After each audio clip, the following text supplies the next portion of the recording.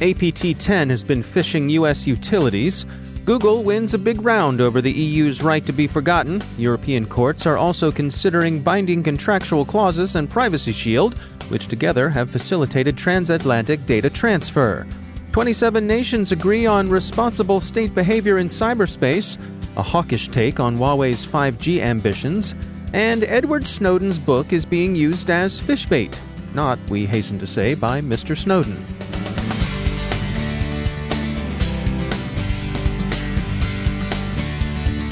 And now a word from our sponsor, LookingGlass Cyber. Organizations have been playing a dangerous game of cyber Jenga, stacking disparate security tools, point solutions, and boxes one on top of the other, hoping to improve their security posture. This convoluted and overloaded security stack can't hold up in today's micro-segmented, borderless, and distributed networks.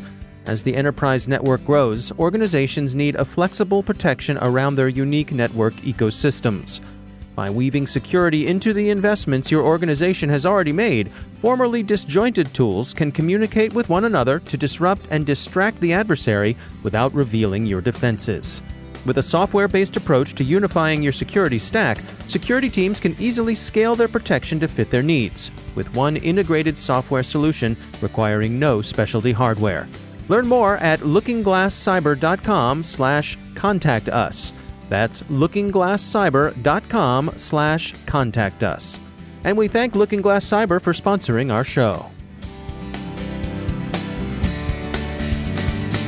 Funding for this CyberWire podcast is made possible in part by BugCrowd, connecting organizations with the top security researchers, pen testers, and white hat hackers in the world to identify 10 times more vulnerabilities than scanners or traditional pen tests. Learn more about how their award-winning platform provides actionable insights like remediation advice to help fix faster, while methodology-driven assessments ensure compliance needs are met at bugcrowd.com. From the CyberWire studios at Data Tribe, I'm Dave Bittner with your CyberWire summary for Tuesday, September 24th, 2019. Proofpoint has released a report concluding that APT-10, associated with China's government, was responsible for a series of phishing attacks conducted against at least 17 entities in the U.S. utilities sector between April 5th and August 29th of this year. The malware used, called Lookback, which was discovered in the wild in July, was embedded in malicious Microsoft Word files attached to emails. The APT impersonated the Engineering Research and Intelligence Institution, and its emails represented themselves as invitations to complete the Global Energy Certification exam. The activity appears to involve reconnaissance and battlespace preparation. The European Union's Court of Justice has found that Google is not liable for enforcing the EU's right to be forgotten worldwide. The poignantly named right to be forgotten guarantees European citizens the right to have information about them removed from the Internet, and particularly from that portion of the Internet indexed by search engines, which of course makes the rule particularly important to Google. The court ruled that the EU could not require Google and others to remove data from the World Wide Web as a whole, and that its writ didn't run outside its member nations. So it would seem that European regulations will, at least in this respect, fall short of becoming a de facto global regime. The ruling was certainly welcome to Google, but it will take a bit of time before companies and others fully work out its implications. The Wall Street Journal thinks other decisions expected soon will introduce more uncertainty into transatlantic data transfers. There's a challenge to the EU's Privacy Shield rules that may make it more difficult to move information between Europe and North America. Privacy Shield, the 2016 successor to Safe Harbor, had governed such transfers along with standard contractual clauses. Both Privacy Shield and the contractual clauses are being challenged on the grounds that they don't sufficiently protect European data from American misuse. A decision on the binding contractual clauses is expected in December, with one on Privacy Shield to follow shortly thereafter. If you do transatlantic business, prepare to lawyer up. Lately, it seems that distributors of ransomware have been targeting cities and municipalities. For a variety of reasons, they've been irresistible targets for these particular crooks. Fleming Shi is Chief Technology Officer at Barracuda Networks. He offers these insights. a lot of the ransomware attacks in the past are going after consumers, but we're seeing upticking attacks on cities where potentially cities can pay more, but also some cities are starting to have insurance coverage. That's one of the biggest fear I have is once we have insurance coverages, you can have larger payouts. The bad guys kind of just go after that kind of situation where then obviously they get more pay. We're feeding the attackers in that way, right? And what makes these city governments and small towns and so forth, what makes them a particularly attractive target? Basically, a lot of the attacks are going after services that could affect, basically basic services, right? Including law enforcement, which can be disrupted. I think the level of impact to everyday life is higher, especially when they hit home in the cities. And also, information related to citizens are gold to the bad guys, right? You can identify relationships between people. If you get that information, you can identify social engineering angles to further mount additional personal attacks or more targeted attacks against people using their information to do more damage to by opening accounts and doing things like that. So I think the information within city halls and used to be walled off with a lot of protection, physical protection. Now, can be easily exposed digitally, which becomes a fuel for the bad guys to do more to everyone. So what are your recommendations for cities to go about protecting themselves? What sort of things should they put in place? The number one thing is figure out how not to pay the ransom. If the business is not there for the bad guys, they will retreat. The only way you can protect yourself really from a situation like this is making sure all your perimeters and all your attack surfaces are covered. Email, obviously, is one of the highest attack vectors by the bad guys. At the same time, make sure you have backup, right? And also ensure the backup is being tested. So the restoration of your your data is sufficiently fast enough so you can restore services if you need to. Also train the city clerks and do phishing training and also ensuring the email that's coming in, the attachments are clean. So there are multitude of things you can do by having a good backup that's well tested, also well-trained staff who touches citizens' data, and also ensuring that all the applications that's actually accessible by the citizens are protected by some type of web application firewalling capability, so you can defend against SQL injection, cross-site scripting, all those very standard things. Because applications in the private sectors are very useful, especially web applications. And now they're becoming more useful in public sector as well. So you can do lots of things online, right? I think it's a added convenience, but also exposes a greater surface for potential attacks. That's Fleming Shi from Barracuda Networks. As the United Nations General Assembly's annual summit meets, some 27 countries, including all the Five Eyes, have issued a brief joint statement on advancing responsible state behavior in cyberspace. It calls for bringing cyberspace into the framework of international law. In particular, this would by implication mean applying the principles of proportionality and discrimination that inform the law of armed conflict, rendering critical civilian infrastructure off limits, while permitting legitimate intelligence collection and, during periods of conflict, attacks against military targets. Thus, a missile command and control network would be a legitimate wartime target, but a city's water utilities would not. CNN and others see the statement as directed implicitly against Russia and China. The statement condemns attempts to undermine democracies, and they're looking at you, Moscow, and undercut fair competition, which would be you, Beijing. The statement doesn't name those two governments explicitly, but you don't have to be Henry Kissinger to figure this one out. The concerns on display in the statement have been addressed at length elsewhere. For example, this morning we attended a press conference convened by Global Cyber Policy Watch, a project of Cambridge Global Advisors.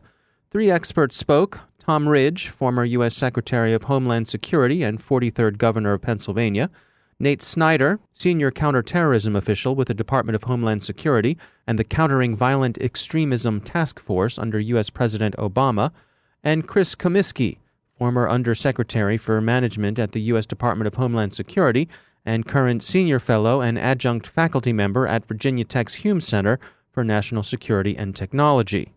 The topic was 5G technology and what's at stake with it in terms of security. And in the context of 5G, discussions of security seem inevitably to be discussions of Huawei. The three speakers gave a thoroughly hawkish assessment of the risks of allowing the Chinese telecommunication and IT giant to achieve a dominant position in the coming 5G infrastructure. Governor Ridge characterized Huawei as, quote, basically an extension of the Chinese government, an instrumentality of the state, and, in sum, a massive security risk, end quote. He pointed to the large ownership stake, almost 99%, held by Chinese trade unions, which are organized under and whose leaders are appointed by the Chinese government, as evidence of the company's position in China. The company's attempt to secure a dominant position for itself in 5G infrastructure is, the panel said, a long game being played patiently. It competes on price and time to market, both of which, the three speakers said, it's able to offer because of heavy government subsidies. 5G will be so pervasive in economic life, Secretary Comiskey said, that as a globally distributed platform, it's important to avoid its domination by any one entity. Yet such domination is what Beijing aims at, the panelists said. Mr. Snyder pointed out in particular that interoperability is essential to the sort of openness one wants in 5G or any comparable infrastructure. But Huawei, he said, wants no interoperability whatsoever, which would give it a de facto vertical monopoly. In response to questions about evidence for Huawei's enjoyment of substantial government subsidies and for specific intelligence tying Huawei to repression of Hong Kong dissidents and China's own Muslim minorities, the panel pointed for the most part to circumstantial evidence and a priori possibility. Snyder said, quote, there may not be a smoking gun, but it's not a hard dot to connect, end quote. We asked them how they would advise the U.S. government to engage China over this matter. Governor Ridge spoke for the panel by recommending that the administration listen to and take the advice of the intelligence community and U.S. Cyber Command. He also thought that this was an excellent time for consultation and coordinated efforts by the Five Eyes. And finally, Edward Snowden's new book, Permanent Record, is being used as phishbait, Bloomberg reports. Criminals unconnected with Mr. Snowden are emailing a PDF that purports to be the book and asks the recipient to open and share the PDF. The email says the book has been banned, which isn't true in any case, so refuse the chain letter. The PDF holds malware. Read the book if you're interested, but turn down the PDF. There's no such thing as a free lunch. And now a word from our sponsor, ExtraHop, delivering cloud-native network detection and response for the hybrid enterprise.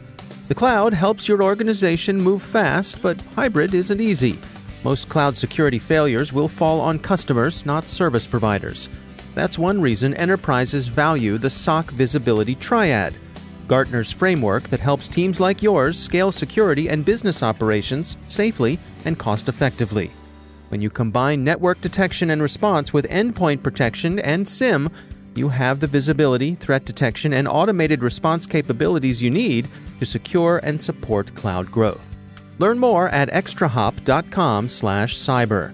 That's extrahop.com/cyber. And we thank ExtraHop for sponsoring our show.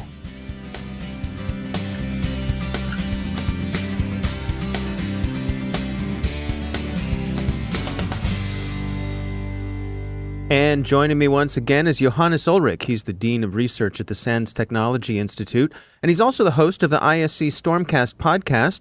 Johannes, it's always great to have you back. Interesting stuff you wanted to cover today. Some stuff going on with sandboxing web browsers and some local host web servers. What are we talking about here today? Yeah, what this is really all about is that we see more and more web servers pop up on desktops that are typically not associated with running a web server. But the reason this is happening is to make it easier to integrate various software with web applications. In your web browser, it's not easy for the web browser to start an application on a laptop, on a desktop. So what these companies are doing, they're setting up a little web server. Then you can send a normal HTTP request to this web server, just like to any other website. And that web server will now start software, collect system information, anything that the web browser, for pretty good reasons, isn't allowed to do. And a couple of companies, well, have gotten into trouble about this recently. Yeah, I think the one that's attracted a lot of attention was Zoom, the popular conferencing service. They caught some heat for this. Yes, and exactly. For them, it was usability. That's what it came down to. One of their differentiators is to be the more usable, the easier to use video conferencing system. If you click on a link and you go to their website and then it would like to start the Zoom application on your system, typically in your browser, there will be a little dialog box warning you that the website is now going to start this application. And they didn't like that. So in order to avoid that dialog box that the user has to click on, they actually installed a web server on the user's system. Now, what of course hit them a little bit worse than just the web server itself was that when you uninstalled the application, well, it left the web server behind. That one didn't get uninstalled. And also because, well, they didn't really secure that web server correctly, it could be used to then launch any application. Another example is also some of the software you often get from manufacturers like Dell and such that then helps them offer support via web-based tools. So now the web-based tool can reach out to their application that's installed on your laptop, desktop, that then provides them, debugging, diagnostic information about your hardware. Now, is there any easy way to go through systems to audit them to see if these rogue web servers are running? Now, you should definitely take a look at your system, see if anything is listening on a network port. And the tricky part here is they will only typically listen if they're somewhat configured correctly on the loopback interface. So you will not be able to reach them, for example, with a port scanner or something like this. But yeah, just take a look at what's listening on your system. You'll probably be surprised, even if you don't have anything bad listening on your system, there's always something there that you probably don't recognize. And it's probably good to follow up on that and figure out what it does. And if in doubt, just use a tool like Netcat or so, connect to the port, send a little HTTP request, see what you get back. It's not always HTTP, but HTTP is particularly dangerous because that could then be triggered by a malicious website that you visit in your browser. All right, Johannes Ullrich, thanks for joining us. Yeah, thanks.